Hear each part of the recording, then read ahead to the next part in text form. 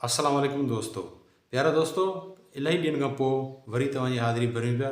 अॼु जेका असीं वीडियो रखंदासीं उहा आहे आख़िरी सिपारे जी सूरत या अय्युहल काफ़िरून। उन में अल्लाह ताला जेको सो नबी साईं ते इहा सूरत लाथी ऐं उन में इहो ज़िक्र आहे लकुम दीनकुम, आख़िर में लकुम दीनकुम वली दीन।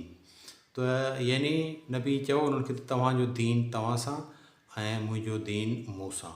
हिन आयत सबूरी जो सभ खां पहिरीं जेको तर्जुमो आहे उहो रखंदासीं, ॾिसंदासीं त हिन जो असुलु तर्जुमो कहिड़ो आहे। उन खां पोइ ॾिसंदासीं त मरहूम हाजी अहमद मल्हा साहिबु हिन खे शाइरी में कीअं समायो आहे, शाइरी में हिन जो नज़म में कीअं तर्जुमो कयो आहे। लेकिन उन सभ खां पहिरीं अचो त ॾिसूं, पहिरीं तिलावत ॾिसूं त जीअं सभिनी खे सवाबु थिए। ऐं शाहनवाज़ सेठार खां हिन जी तिलावत ॿुधंदासीं। उन खां पोइ हिन जो असुलु तर्जुमो ॾिसंदासीं त कहिड़ो आहे। उन खां पोइ ॾिसंदासीं त मरहूम हाजी अहमद मल्हा साहिबु हिन सूरा सगोरीअ जो शाइरी में तर्जुमो कीअं कयो आहे, केतिरो वणंदड़ आहे, केतिरो दिलचस्पु आहे। ऐं दोस्तो अचो त पहिरीं शाहनवाज़ सेठार खां हिन सूरा सगोरी जी तिलावत ॿुधो। बिस्मिल्लाहिर्रहमानिर्रहीम। अवल नाम अल्लाह जो बरकत बेशुमार, सो ॾहनि जो ॾातार, सो सभा जो सभई पिरी।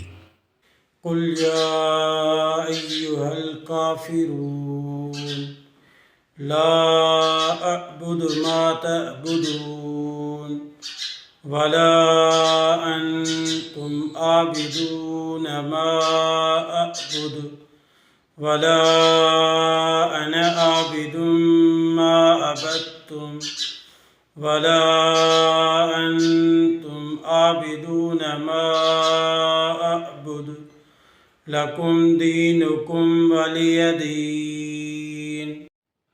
अवां फरमायो ए काफ़िरो, आऊं नथो पूॼां जिन खे तव्हीं पूॼो था, ऐं न तव्हीं पूॼो था जंहिंखे आऊं पूॼां थो, ऐं न आऊं पूॼींदुसि जिन खे तव्हां पूॼो था, ऐं न तव्हीं पूॼींदा जंहिंखे आऊं पूॼां थो। तव्हां जे लाइ तव्हांजो दीन ऐं मुंहिंजे लाइ मुंहिंजो दीन। दोस्तो, ही हो हिन सूरा सगोरी जो तर्जुमो क़ुरान शरीफ़ जो सिंधीअ में। हाणे ॾिसंदासीं त हाजी अहमद मल्हा साहिबु हिन तर्जुमे जो शाइरी में हिन खे कीअं समायो आहे। हाणे अचो त ॾिसूं हाजी अहमद मल्हा साहिब जो शाइरी वारो तर्जुमो, यानी हिन सूरा सगोरी जो नज़म।